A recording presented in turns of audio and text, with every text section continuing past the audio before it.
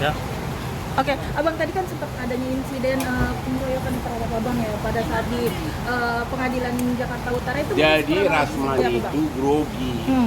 Dia kira aku tidak datang. Karena kalau aku tidak datang, maka dakwaan terhadap dia batal. Karena aku saksi pelapor. Ya, tapi saya datang dan dia tahu saya ada bukti semua bahwa dia memang melakukan fitnahan gitu loh. Ya.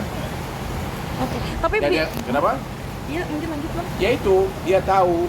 Termasuk saya semua ada video-video pengakuan dari Iklim Hakim bahwa memang Iklim Hakim itu tidak pernah menyuruh dia untuk membuat postingan di Instagram yang menyatakan bahwa Hotman itu punya kelainan seks atau penjahat seks.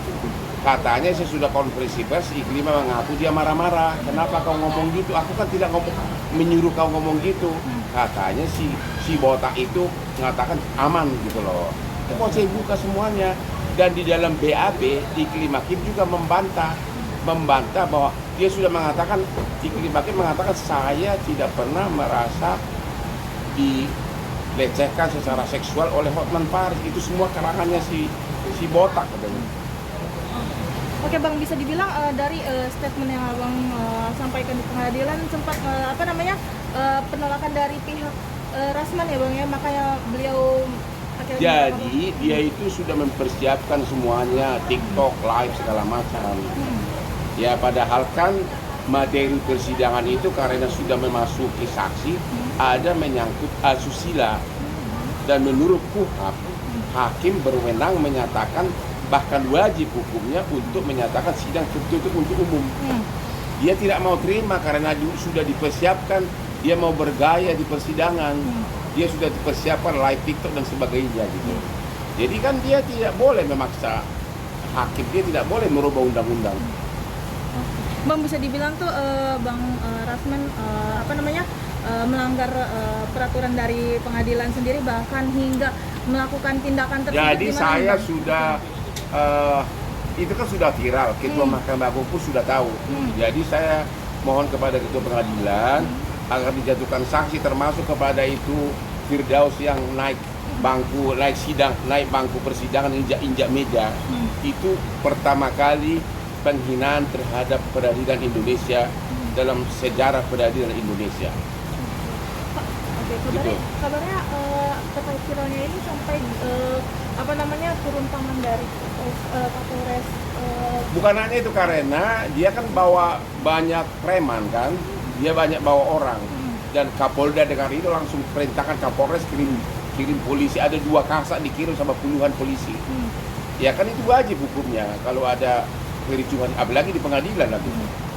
Bang, ini kan banyak yang menjadi perhatian nih Bang, bahwa tindakan Bang Rasman sendiri melanggar kode etik advokat juga nih Bang. Udahlah, jangan diharapkan dari organisasi lah. Organisasi advokat di Indonesia itu memang sangat tidak punya, ya banyak. Karena nanti kalaupun dijatuhkan sanksi, dia pindah lagi. Dia kan udah pernah dipecat dari KAI, dia pindah lagi ke organisasi yang lain. Udahlah. Yang paling tepat adalah Ketua Mahkamah Agung menyatakan yang menghina pengadilan boleh dilarang, tidak boleh memang bersidang ke pengadilan.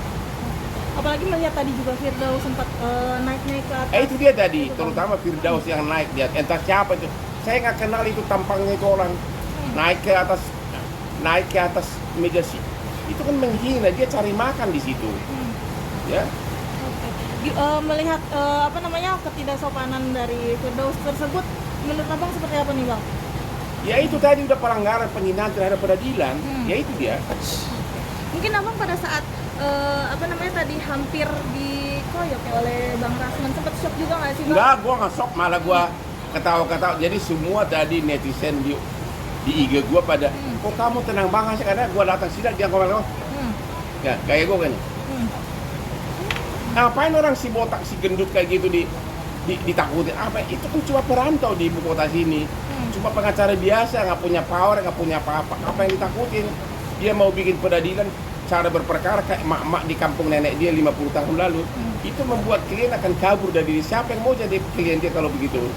Tapi kalau kita kan tenang, pakai otak, analisa baru tenang. Dengan ketenangan saya tadilah yang memukul tamparan terhadap reputasi dia.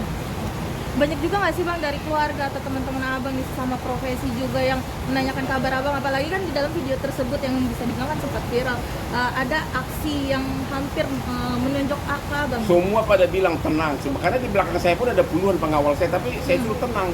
Nggak ada yang ditakut dari si gendut kayak gitu. Dulu juga waktu dia ribut sama Richard Lee kan juga begitu, dia dorong entah mau diapain nggak jelas itu, ya kan? Oke. Abang mungkin melihat bisa apa namanya dari kejadian ini bang, sempat juga Enggak, udah deh, intinya sedikit pun tidak membuat gentar. Bagi saya Rasman itu nothing, nggak ada apa-apanya. Dia mau coba membuat perkara ini seperti persidangan, seperti cara berantem di tepi sawah di kampung neneknya 50 tahun lalu, yaitu berantem mulu antar mak-mak. Itu bukan levelnya lagi. Makanya saya anggap remeh tadi sama dia. sampai dari beliau juga meminta untuk pergantian apa majelis Ya itu, hakim gimana nih bang? ya itulah, emang yang pengadilan emang yang punya nenek moyang dia. Hakim kan hanya berwenang menyatakan kalau ada menyangkut asusila, kalau yang mau diberikan kesaksian itu menyangkut asusila, hakim berwenang untuk menyatakan tertutup, bahkan wajib hukumnya, itu loh. Oke bang, mungkin dari kejadian ini dari abang sendiri ada keinginan untuk melapor juga nggak sih, apalagi kan tadi adanya Udahlah, itu mereka itu nggak ada ancaman dikit pun.